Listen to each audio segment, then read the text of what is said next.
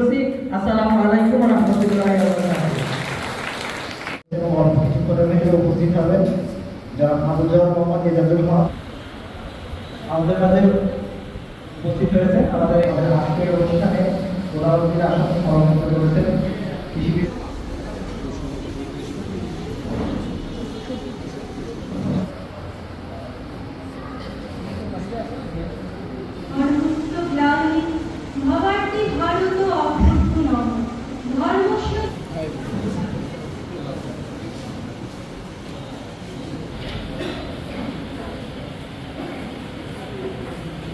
রাজনৈতিক দলের প্রতিনিধিবৃন্দ, উপস্থিত 5 জন এনজিও, সেতুটি ফাউন্ডেশন, কৃষি সম্প্রসারণ অধিদপ্তর, খামারবাড়ি, পটুয়াখালী,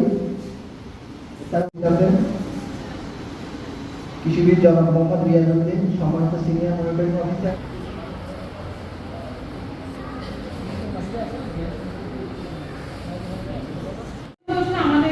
বিভিন্ন কার্যক্রম আছে। আমাদের প্রদর্শনী বাস্তবায়ন করেছে। ওই প্রদর্শনীর অধীনেই হচ্ছে আমরা আমাদের যে স্কুলগুলো হয়েছে সেগুলো থেকে আমাদের যে কৃষকরা হচ্ছে আমাদের প্রশিক্ষণ পেয়ে থাকে।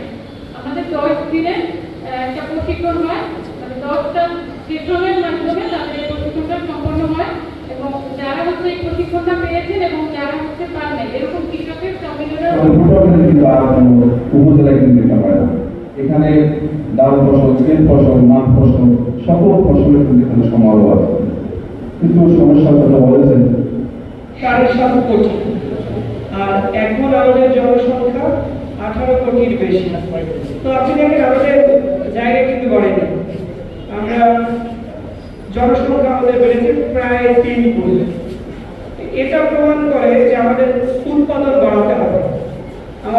আমরা আগে কখনো কখনো এক বেলা খেতাম, আমাদের প্রধানমন্ত্রী মহোদয় বলেছেন, কখনো কখনো 2 বেলা খেত আমাদের কৃষকরা বা আমরা।